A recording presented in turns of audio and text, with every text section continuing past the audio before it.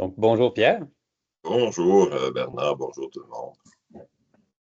Donc, ce midi, sujet d'actualité, l'amélioration continue comme levier de résilience et d'innovation. Donc, je vais faire une brève introduction pour vous laisser toute la plage, Pierre, pour échanger sur le sujet. Puis, on a prévu, bien entendu, une période de questions à la fin. Donc, vous aurez l'occasion à main levée d'échanger avec Pierre sur le sujet d'aujourd'hui. Donc, brève introduction, Bernard Gagnon. Donc, je suis conseiller en amélioration continue, Lean Management. Et Pierre, qui aura l'occasion de se présenter, mais professeur émérite de l'Université de l'Outaouais. Donc, Pierre est un conférencier, consultant, un expert en gestion de changement, fort de plus de 40 ans d'expérience dans le domaine. Donc, Pierre, tu as eu l'occasion de voir des cycles de changement et c'est ce qu'on va discuter ce midi. Cette conférence s'inscrit dans une continuité. Donc, il y a déjà deux autres conférences que vous pourrez retrouver sur la chaîne YouTube du Campus Lean. Donc, réussir les transitions et pérenniser les changements qu'on a fait en 2022 déjà. Et discussion sur les défis d'introduction des changements organisationnels en avril 2024. Donc, si vous n'avez pas eu l'occasion d'assister à ces conférences-là, je vous invite à aller les visionner. Les sujets sont toujours d'actualité, très intéressants.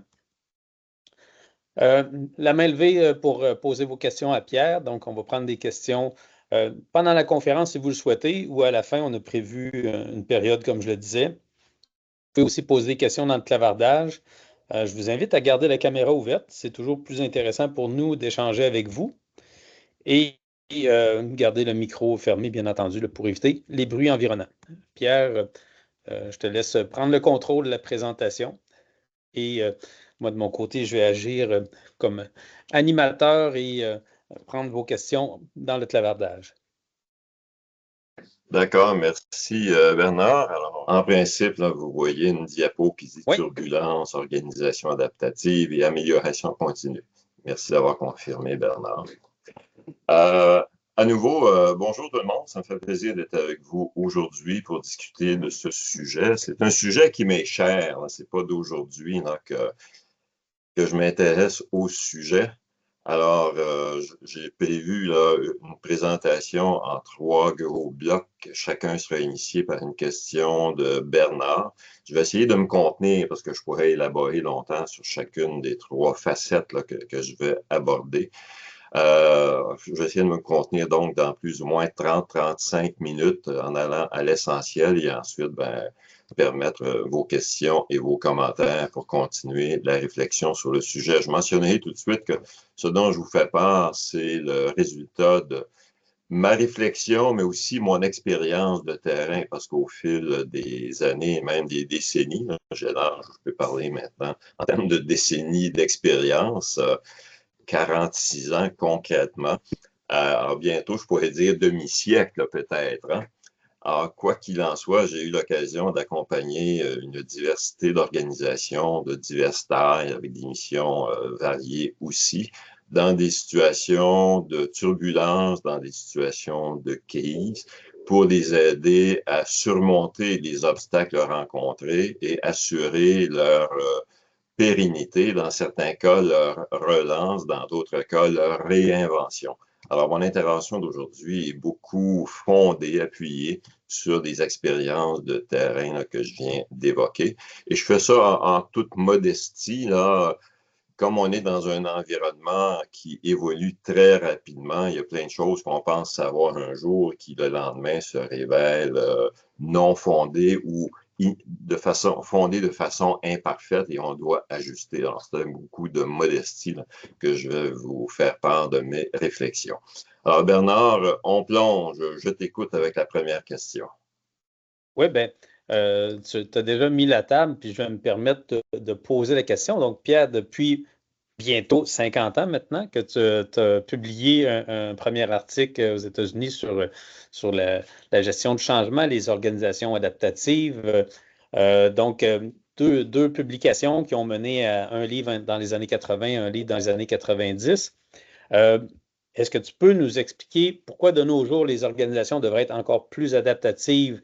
Qu'est-ce que ça veut dire dans le contexte qu'on vit aujourd'hui? Alors, c'est au début des années 80, concrètement autour de 1982. Alors, c'est pas d'hier, là, ça veut dire, là, ça fait à peu près quoi, 40 quelques années là, que je m'intéresse au sujet et j'en ai pas le mérite d'ailleurs. Ça vient à mon bon ami et collègue Robert Schneider, malheureusement, qui n'est plus des nôtres aujourd'hui. Robert m'avait dit à l'occasion d'un mandat qu'on faisait ensemble dans une organisation à l'échelle canadienne. Robert disait, Pierre, il se passe quelque chose d'inhabituel. Les pratiques de gestion qu'on utilisait auparavant pour assurer le bon fonctionnement d'une organisation, sa performance, ça marche plus. Ou en tout cas, quand ça marche, ça dure pas longtemps. Au bout de quelques mois, ça se dégrade, puis il faut recommencer. C'est comme si on était en éternel recommencement à mettre des solutions à toutes sortes de situations. Et Claude Morin, qui à l'époque était ministre au gouvernement du Québec, on en a discuté avec lui. Il était aussi professeur à l'ENAP. Et Claude Morin disait, ben, on est dans une situation où on est constamment en train de mettre des bouchons sur des trous. Alors, ça nous a allumés et on a lancé une série d'études, lui et moi, qui ont duré quelques années, qui nous ont amenés à conclure qu'on est sans doute une civilisation en mutation. Ce qu'est aujourd'hui, ça ne ressemble pas du tout à ce que c'était il y a 25 ans. Et ce n'est pas en continuité. Il y a beaucoup d'éléments de rupture par rapport à notre passé. Et si cette hypothèse-là est fondée, en fait, nous, on en a fait un postulat, si c'est fondé, inévitablement, ça influence tout le monde, dont les organisations. Quand on est dans une période de mutation, on ne sait pas où on s'en va, par définition. Alors, contrairement là, à une époque où, par exemple, vous avez sous l'écran deux photos de volumes auxquels j'ai travaillé, ben, en 1982, avec Gilles Delisle, on publiait le volume Le changement planifié, parce qu'à l'époque, on pouvait planifier sur des horizons de 5, 6, 7 ans. D'ailleurs, dans le domaine de la planification stratégique, il n'était pas rare d'avoir des plans sur 5 ans, 6 ans, 7 ans. Hydro-Québec avait ça. Rendu à 2021, au moment où on publie la troisième édition du pilotage du changement, on est dans un environnement hautement imprévisible. On ne peut plus parler de changement planifié, sinon que de planification sur de très courts horizons, qui dans certains cas sont des horizons de quelques mois seulement. Et le phénomène n'a pas commencé en 2021. Il est allé en s'accroissant à partir du début des années 80 jusqu'à aujourd'hui. Ça a été à géométrie variable selon les époques. Il y a eu des époques où il y a eu une certaine stabilité, mais ça a duré quelques années et hop, la turbulence est repartie.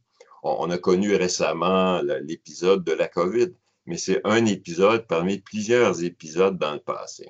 Alors, en bref, on est maintenant dans des organisations qui sont régulièrement confrontées à des zones de turbulence.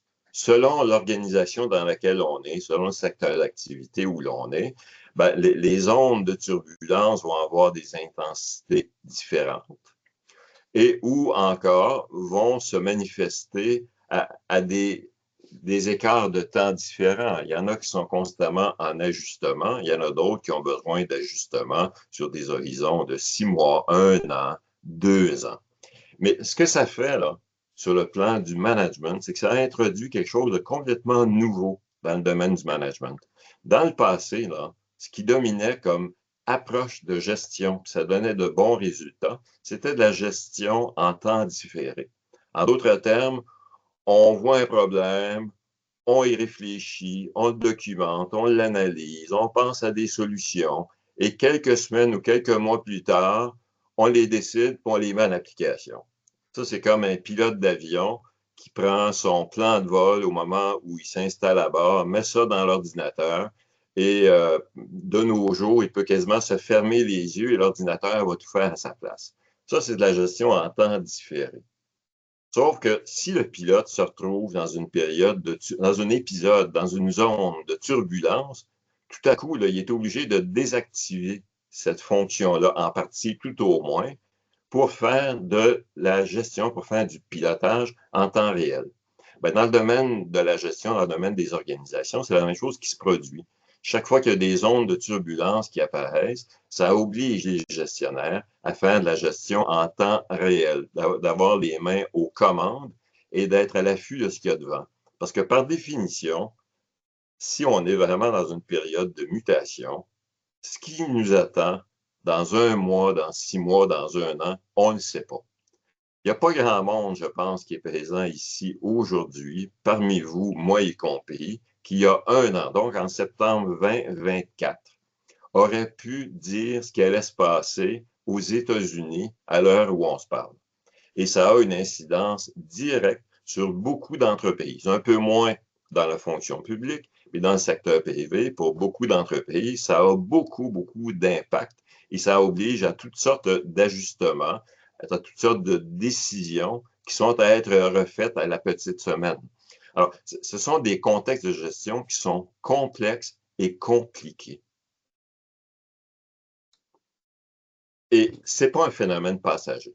Si, comme je l'ai évoqué il y a un instant, on est vraiment dans une période de mutation à l'échelle de notre civilisation, que les cartes sont en train d'être redessinées, et pas les cartes géographiques, mais les cartes géopolitiques, commerciales, économiques, ben, ça risque de durer encore parce que de tels mouvements-là, ça évolue sur à peu près un siècle. Dans notre civilisation, la dernière grande mutation qu'on a connue, ça a été à la fin du Moyen Âge, qui, qui a évolué vers ce qui s'est appelé ensuite la Renaissance. Mais l'épisode de transition vers la Renaissance, ça n'a pas été quelques mois, ça a été un siècle.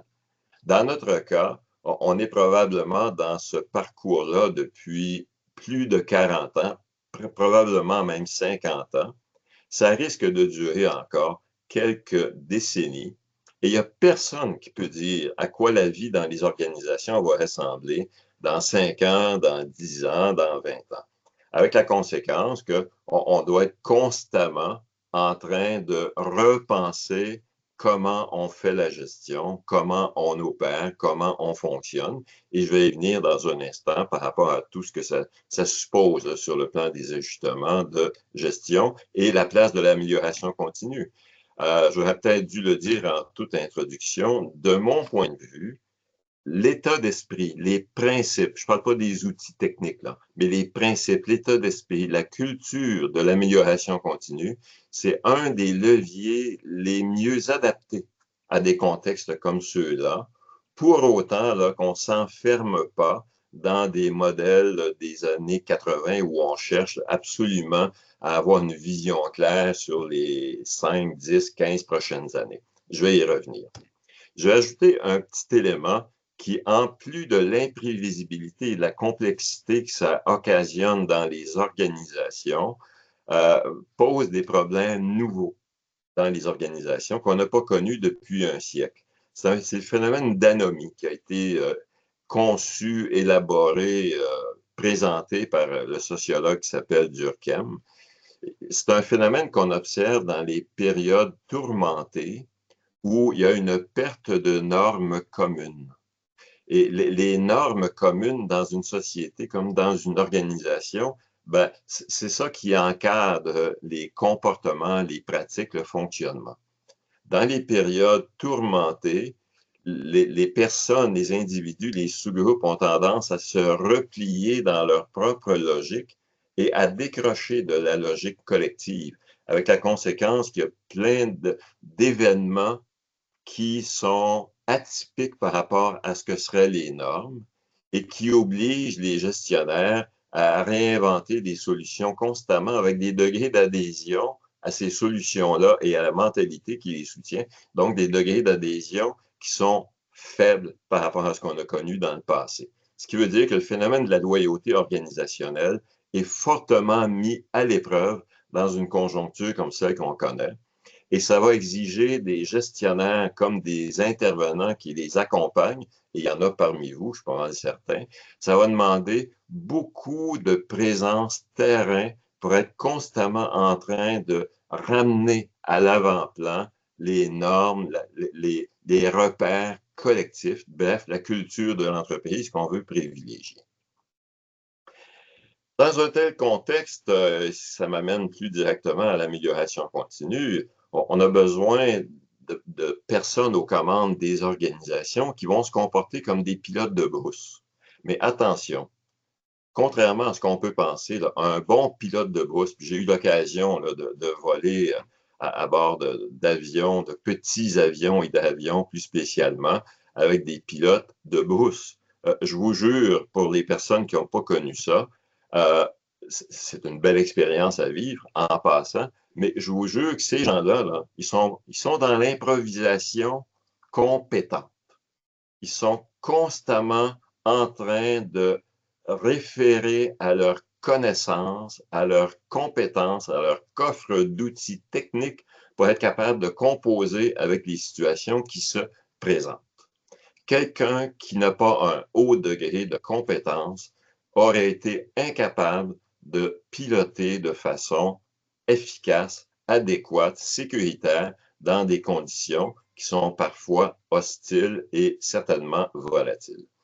Alors, à cet égard, non seulement ça demande des gestionnaires qui sont compétents, mais ça demande des gestionnaires qui ont aussi de la compétence à favoriser l'adaptation continue de leur organisation.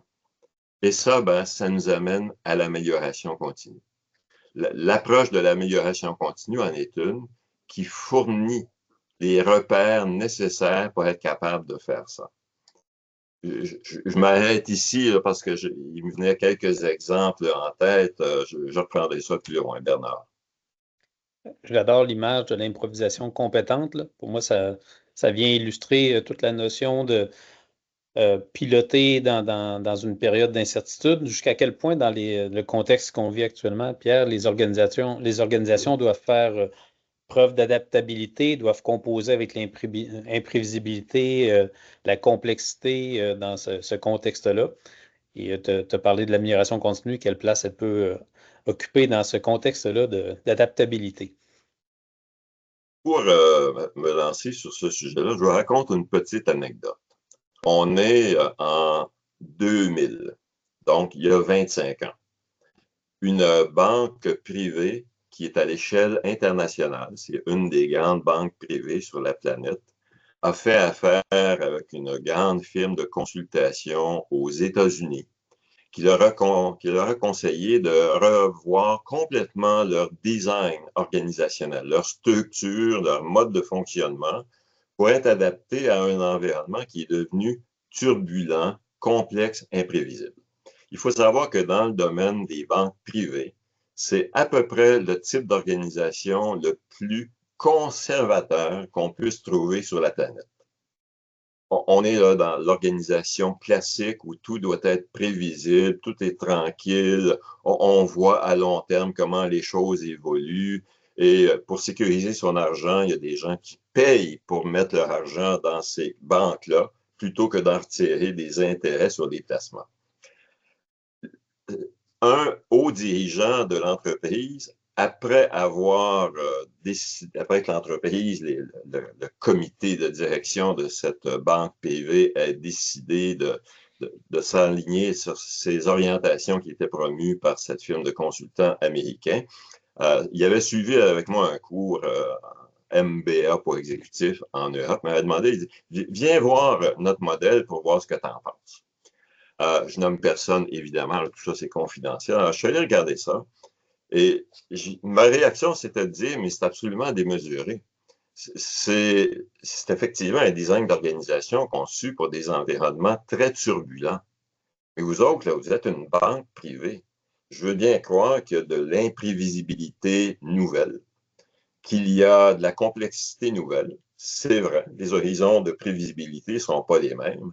Mais c'est démesuré parce que vous allez mettre en place une organisation de type purement administratif, alors que 98% de vos activités pourraient être largement mécanisées, comme c'était le cas dans le passé. Bon, merci, bonjour, puis voyons voir comment ça va évoluer. 6 mois après l'avoir mis en fonction, ils sont revenus à l'ancienne formule, sauf pour 2-3 éléments. Je vais revenir à l'ancienne formule parce que une formule comme celle-là, complètement adaptative, était beaucoup trop agitée pour leur réalité de marché.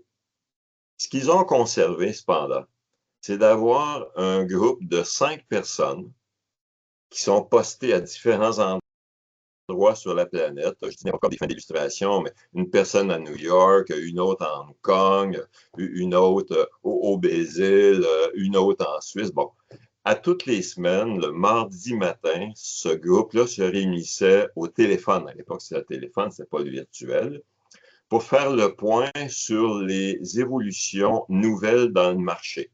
C'était un mécanisme de vigie.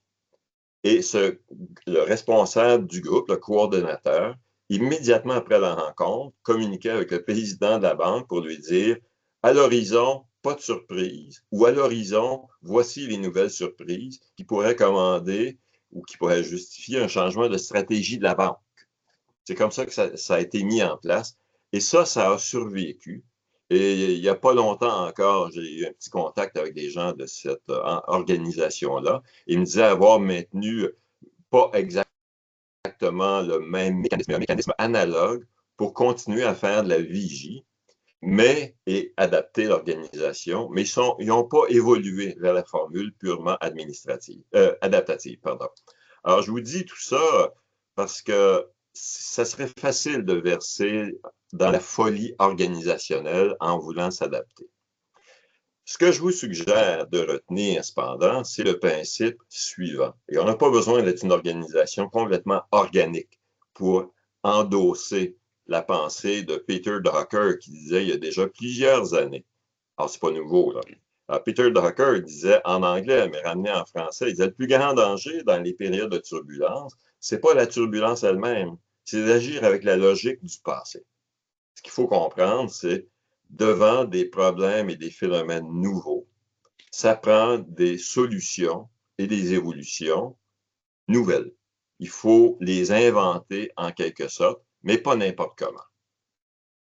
Alors, sur le plan des organisations adaptatives, là, je m'adresse plus directement à la question que tu soulevais, Bernard.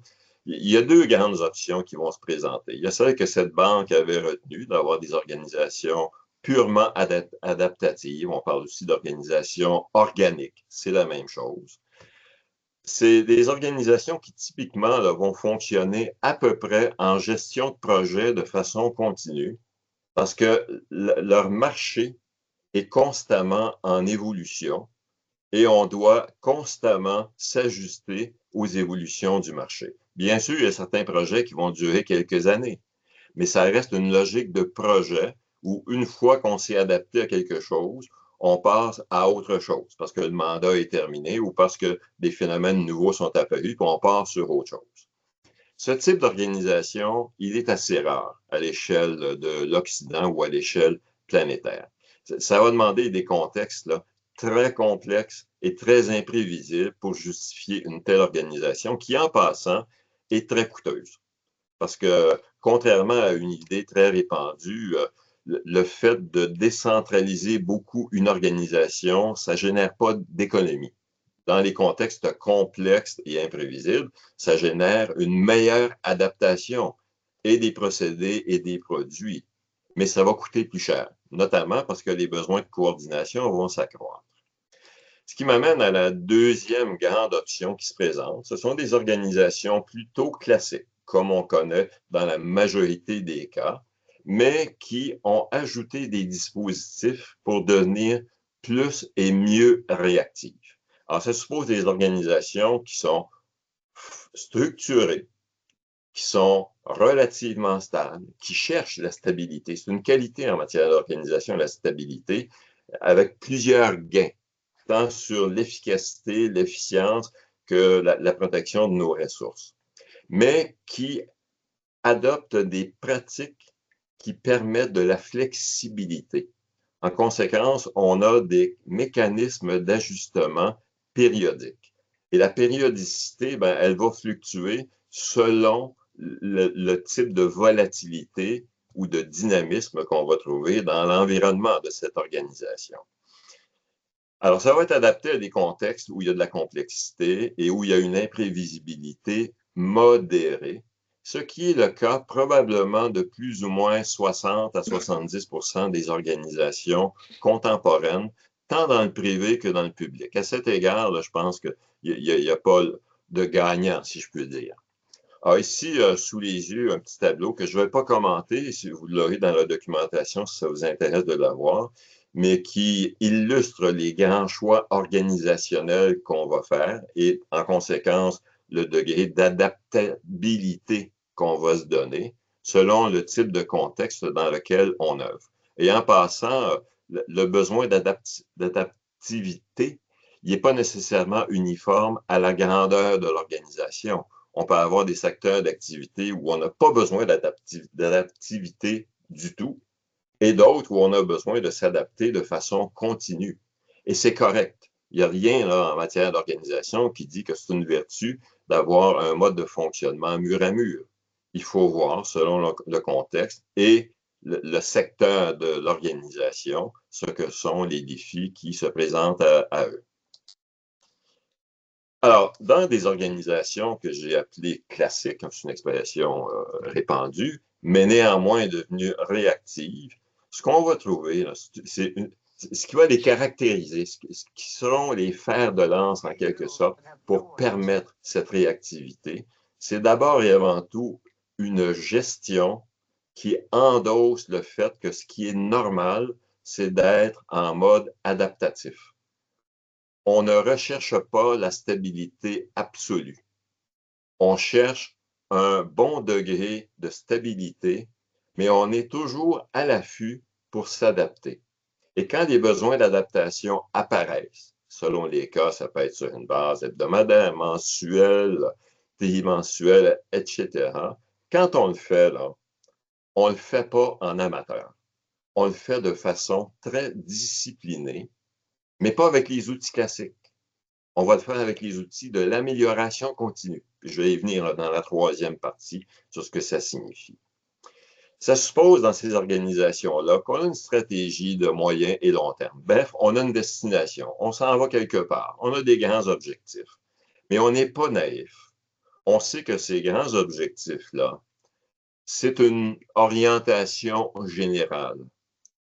C'est une espèce comment vous appelez ça en amélioration continue, une sorte de vrai nord pour l'organisation. Cependant, la réalité quotidienne va supposer un accent sur le court terme, incluant dans les changements qu'on va introduire.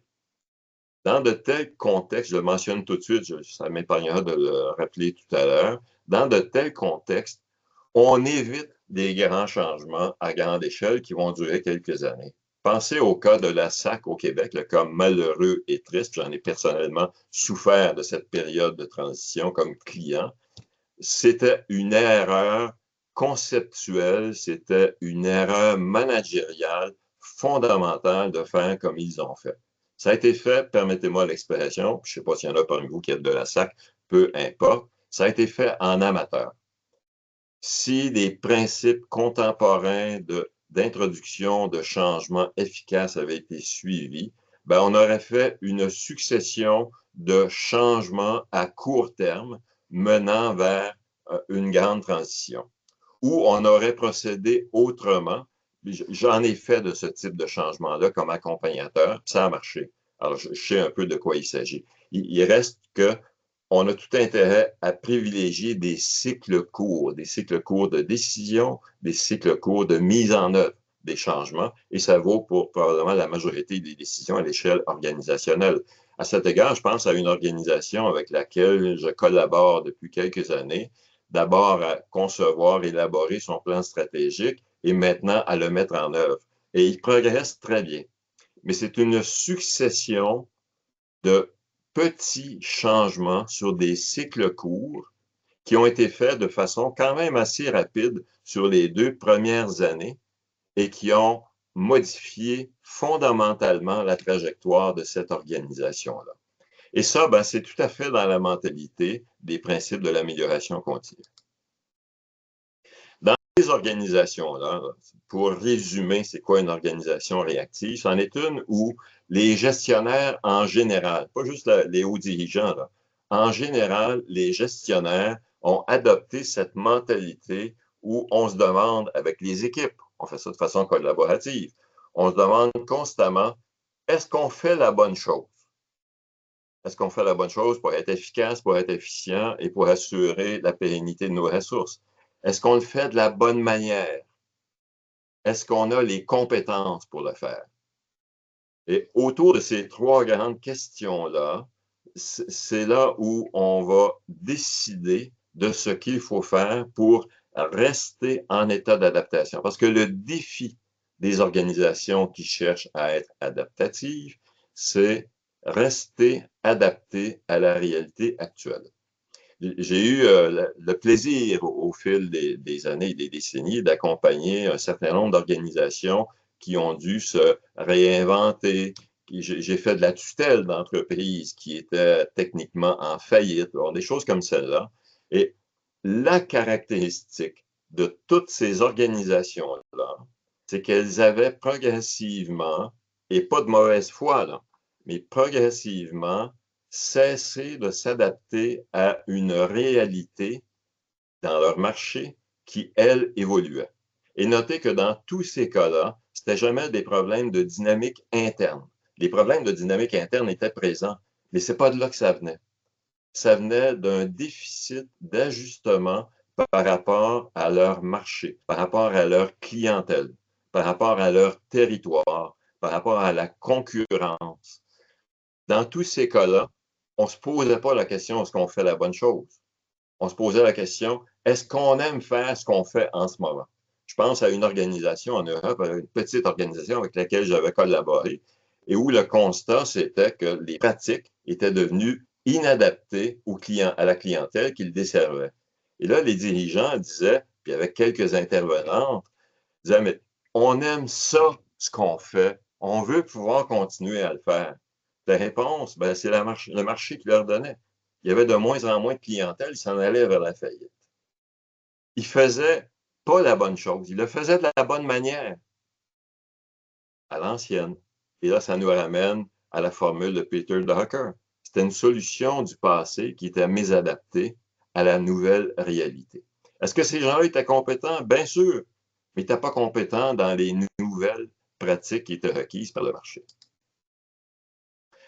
Alors, c'est quoi les pratiques de gestion adaptées? Puis là, on est au cœur de l'amélioration continue là, pour être réactif. Ben, je l'ai mentionné tantôt. D'abord, on tend vers la stabilité. On ne cherche pas l'agitation. Au contraire, on n'a pas besoin d'agitation. On travaille à l'éviter le plus possible. Malheureusement, il y a beaucoup d'organisations dans la conjoncture actuelle qui souffrent d'un excès d'agitation collective. C'est toxique. On évite ça. On fait un monitorage continu de la performance de son organisation. Et quand je parle de performance, je parle, puis j'aurai un petit schéma juste pour vos yeux dans un instant. On parle d'efficacité. A-t-on atteint nos objectifs? On parle d'efficience. Est-ce qu'on a utilisé nos ressources de façon adéquate?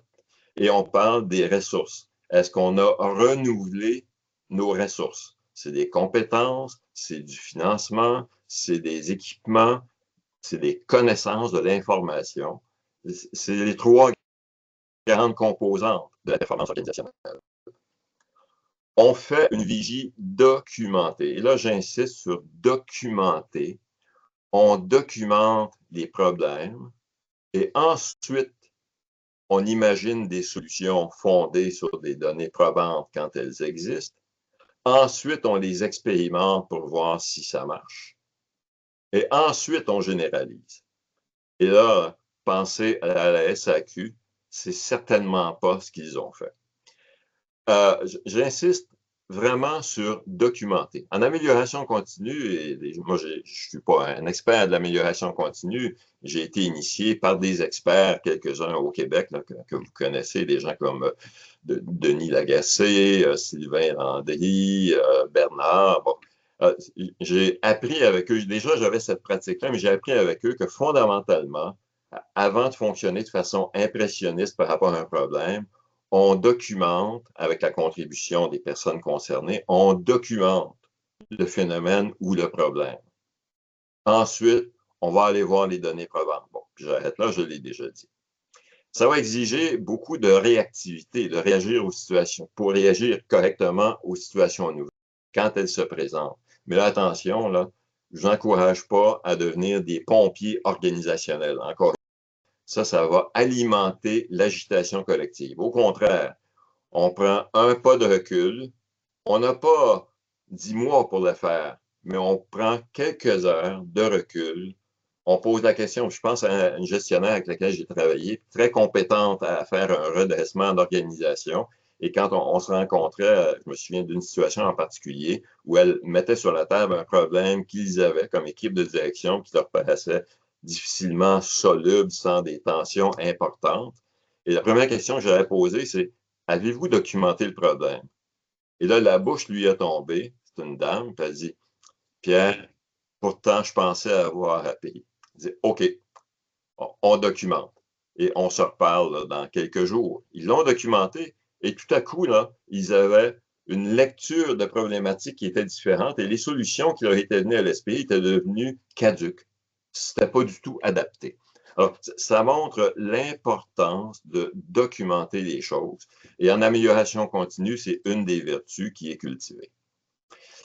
Encore dans les pratiques adaptées, là, je ne les reprends pas toutes en détail. Je pense que plusieurs d'entre vous êtes assez familiers avec ces choses-là, mais néanmoins, je vais insister sur quelques éléments. Un de ceux-là sur lesquels je veux insister, c'est l'importance de mettre à contribution les intelligences et les expertises. La dernière chose à faire dans des contextes comme ceux-là, c'est que les gestionnaires s'enferment dans leur bureau pour imaginer une solution rapidement, revenir sur le plancher et dire: Eureka, voilà la solution. Il faut mettre les intelligences, il faut mettre les expertises des personnels, des clients, des partenaires à contribution. Est-ce qu'on a besoin de faire des longues grand-messes comme on faisait dans les années 70 et 80 pour les gens là, qui avaient connu ça? Non. Au contraire, on va adopter des pratiques qui sont celles de l'amélioration continue. On fait des stand-up meetings, on fait des Kaizen, mais sur des courtes durées, puis on teste, puis on revient en Kaizen. Je pense à une municipalité avec laquelle on a fait ça il y a quelques années. Ça a demandé quelques semaines et la nouvelle formule avait été conçue sur la base d'une réalité documentée, testée et éventuellement généralisée avec les résultats escomptés. Ça a été fait avec les gens du terrain qui avaient l'expertise, l'intelligence, mais aussi avec des gestionnaires qui avaient la capacité décisionnelle pour mettre les choses en action. Dans de telles organisations, le risque d'agitation est présent, il est même important. Ça va demander en conséquence une coordination très réactive. Alors, mettez tout ça ensemble, ça veut dire des gestionnaires de tout niveau qui seront très proches des opérations. Ce n'est pas une erreur que les hauts dirigeants soient proches des opérations dans des contextes comme ceux-là. Au contraire, c'est une nécessité. J'ai collaboré à une époque avec une organisation à l'échelle internationale dont la spécialité, c'est l'action en contexte de crise. Et ils ont fait diverses études de cas pour établir ce que devrait être le mode opératoire le plus efficace. Et la conclusion, puis j'avais le plaisir de travailler avec eux au moment où ils tiraient ces conclusions-là, la conclusion, c'était: il faut que les hauts dirigeants aient une connexion directe avec le terrain des opérations, sinon ça donne lieu à des problèmes de coordination qui mettent en danger, dans leur cas c'était ça, qui mettent en danger des vies humaines, tant du côté de la clientèle que des intervenants. Alors, juste pour illustrer l'importance d'une coordination qui soit la plus directe possible. Bien sûr, on ne veut pas que les hauts dirigeants aient les deux pieds dans l'action à faire le travail. Ce qu'on veut, c'est des interconnexions qui vont fonctionner rapidement, donc des neurones organisationnels qui vont se connecter pour s'assurer qu'il y ait un alignement à la grandeur de l'organisation. Ce n'est pas facile à faire, c'est très exigeant sur le plan de l'énergie. Et malheureusement, là, dans les solutions du passé, on a beaucoup fait appel à des réunions longues. Dans des contextes comme ceux-là, ça prend des séances de travail courtes, ça prend des réunions courtes et on passe à l'action. Et il me vient un exemple du domaine militaire, je vais mal tenir à ce moment-ci, mais c'est tout à fait aligné sur les meilleures pratiques d'intervention sur le terrain. Petit schéma sur la gestion de la performance, les trois grandes composantes, je n'insiste pas.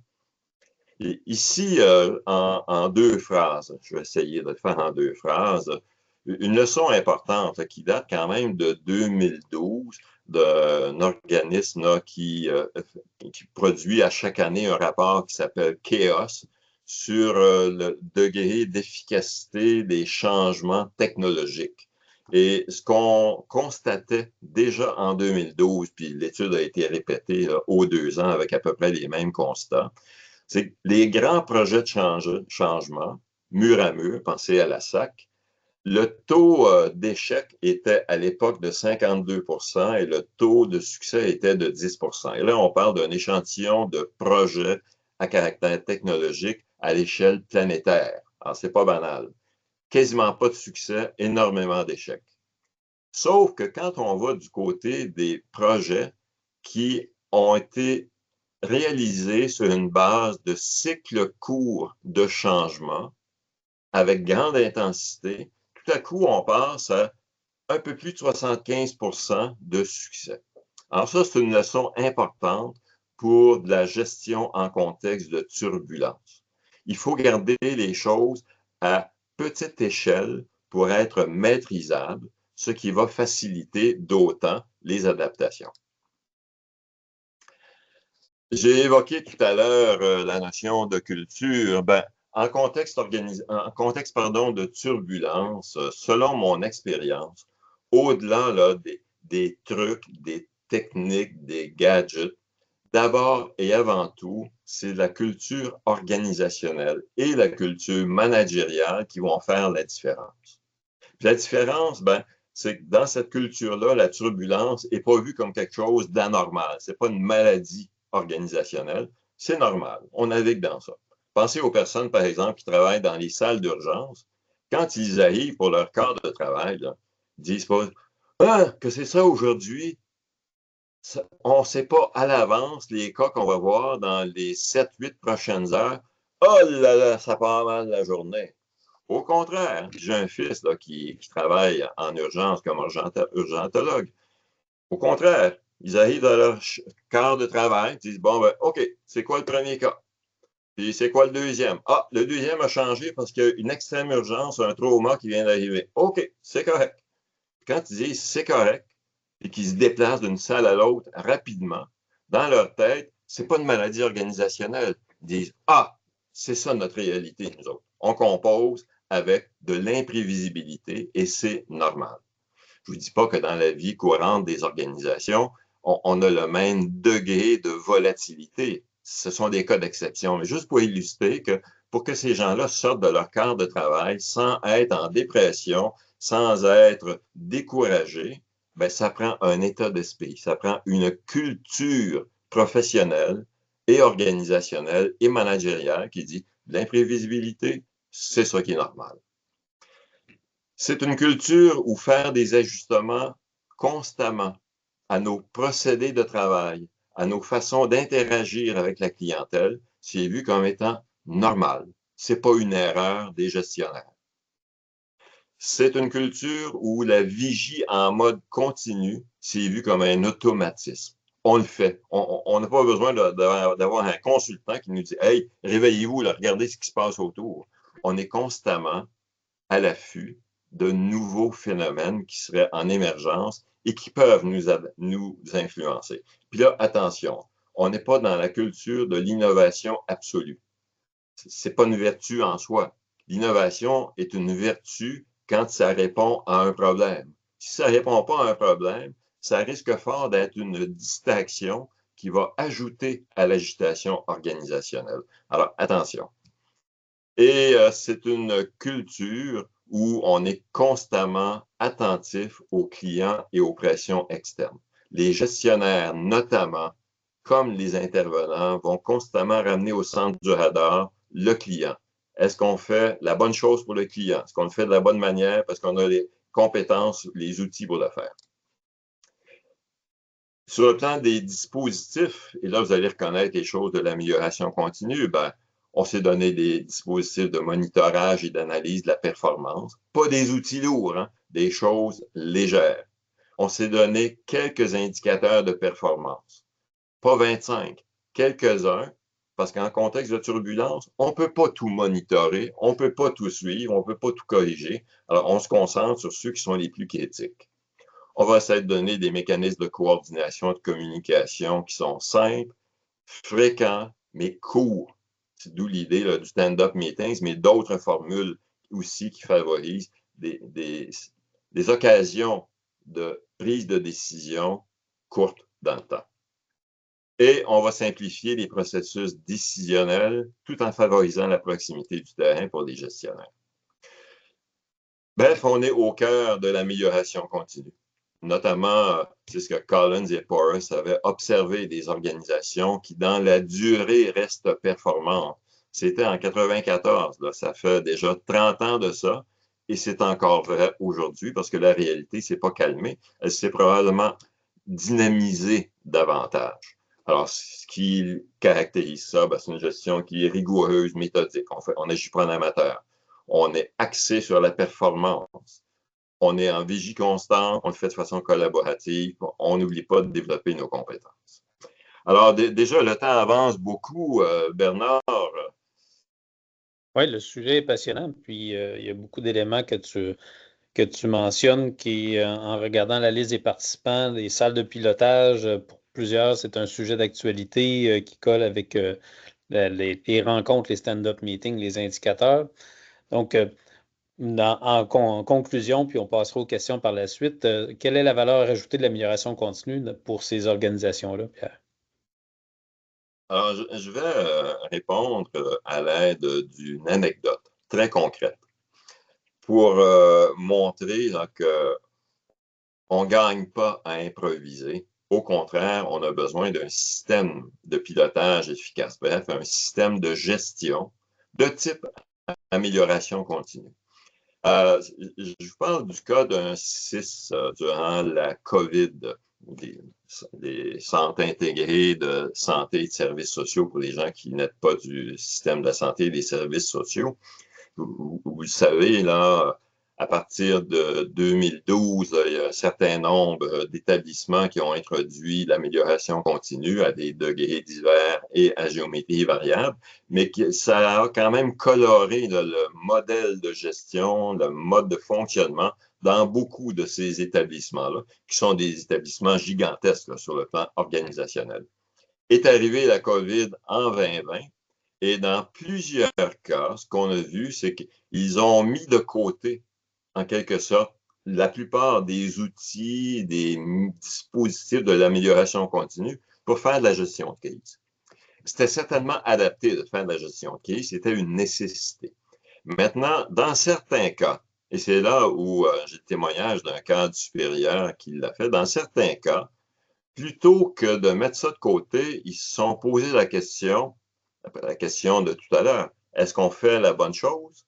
Est-ce qu'on le fait de la bonne manière?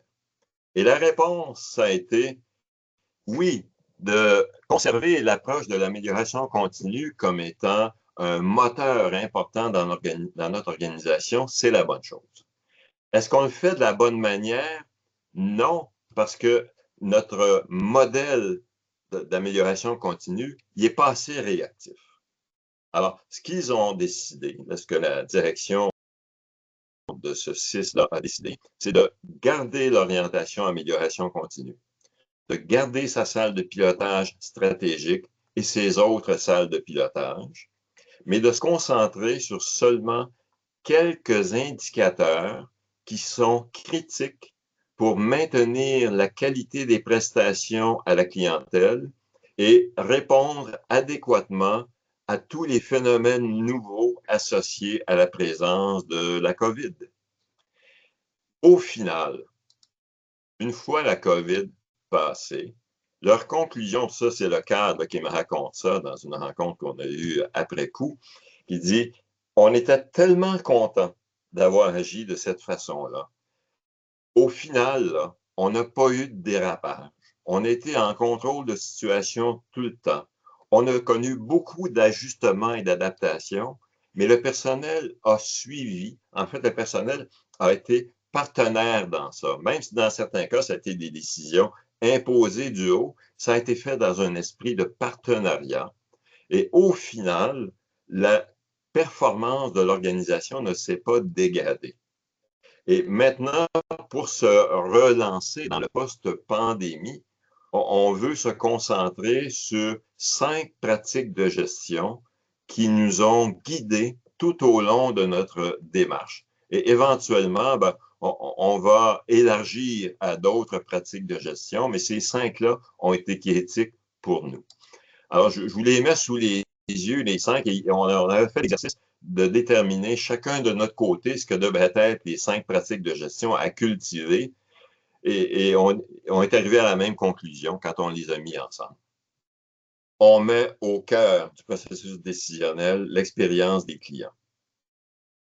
On a un petit nombre d'indicateurs de performance qui sont clairs, qui sont mesurables, qui sont partagés. C'est vrai à tous les échelons de l'organisation. On discute régulièrement avec le personnel des résultats par rapport aux indicateurs. Donc, on les a documentés. On les a monitorés, documentés, et là, on en discute avec le personnel pour convenir des ajustements qu'on devrait faire. Puis quand un problème apparaît, on cherche des solutions, on ne cherche pas des coupables. Et on le fait dans un esprit d'expérimentation jusqu'au moment où ça marche. Dans certains cas, ça va marcher juste pendant 6 mois, 1 an, c'est correct. Si la réalité a évolué, ben, ces solutions-là doivent évoluer aussi. Et c'est fait en partenariat avec le personnel. Alors, pour terminer, conclure et abréger aussi, j'avais d'autres éléments, mais qui sont plus accessoires. J'aime bien là, cette caricature que j'ai trouvée sur LinkedIn il n'y a pas très longtemps, où on le voit bien, là, des hommes des cavernes qui traînent un traîneau, se font offrir des roues, mais ils sont trop occupés à traîner leur chariot, leur traîneau, pour voir qu'il y a une innovation potentielle, mais qui va nous projeter dans le futur plutôt que nous garder dans le passé. Alors, ce sera ma conclusion.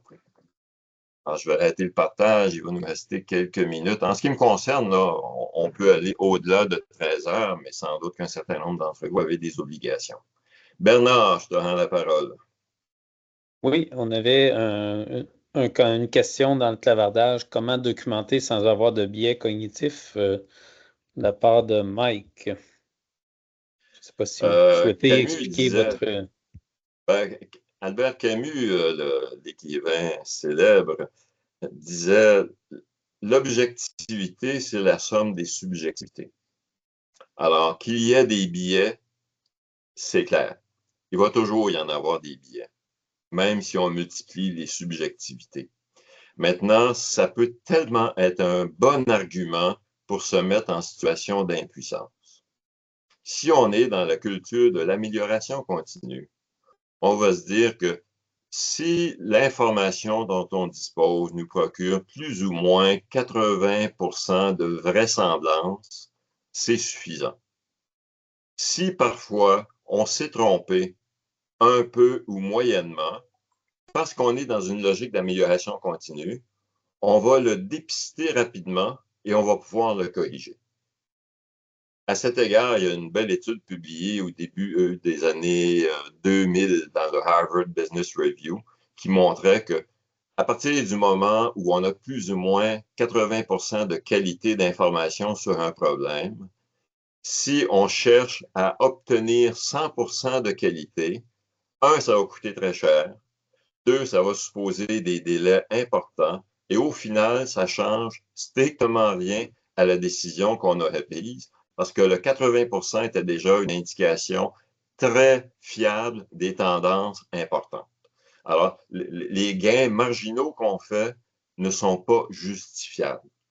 Alors, le biais, moi, il ne m'inquiète pas pour autant là, qu'on s'expose à valider l'information qu'on recueille et en se disant, c'est imparfait, mais quand on est dans la logique de l'amélioration continue, on ne cherche pas la perfection.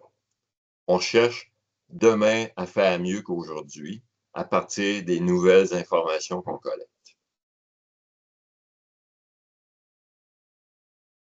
D'autres questions de la part des participants? Vous avez l'occasion d'échanger avec Pierre dans le clavardage. OK, bon, on a bien répondu à la question de Mike. Donc, n'hésitez pas, si vous avez des questions, il nous reste quelques minutes pour échanger avec vous. Peut-être on peut poursuivre, Pierre, de notre côté. J'ai adoré l'explication des 5, dans le fond, les 5 pratiques de gestion. Je trouve que ça résume très bien la posture d'un gestionnaire dans un contexte d'imprévisibilité, mais dans une continuité aussi d'une culture d'amélioration continue. Donc, l'expérience des clients, des indicateurs très ciblés, peu nombreux, pour bien piloter, pour voir au-delà de l'imprévisibilité, mesurer les résultats avec l'équipe, rechercher des solutions de façon itérative. Donc, il y a quelqu'un dans le clavardage qui mentionnait que l'approche kata est intéressante aussi par sa souplesse dans ce contexte-là, bien entendu. Des boucles itératives, que ce soit en agilité ou des boucles kata d'amélioration continue, c'est tout à fait à propos. D'ailleurs, Pierre faisait référence en début de conférence sur le vrai nord, donc d'avoir une vision long terme, mais des boucles d'amélioration plus court terme, plus brèves. Ça peut nous amener, nous, en tant qu'experts en amélioration continue, à revoir la façon dont on va faire des projets. Donc, tu l'as mentionné, Pierre, aussi, des gros Kaizen de 5 jours et dans certains cas, certaines organisations faisaient des Kaizen jusqu'à 10 jours. C'est peut-être trop gros pour le contexte actuel. On travaille sur des perspectives d'amélioration des solutions qui vont être moyen terme, alors que la semaine prochaine, le mois prochain peut être un autre élément d'imprévisibilité. Je voudrais ici en profiter pour une petite insertion qui aurait fait partie là, de ma dernière partie que j'ai écourtée, mais c'est sur les limites aussi des pratiques usuelles en amélioration continue.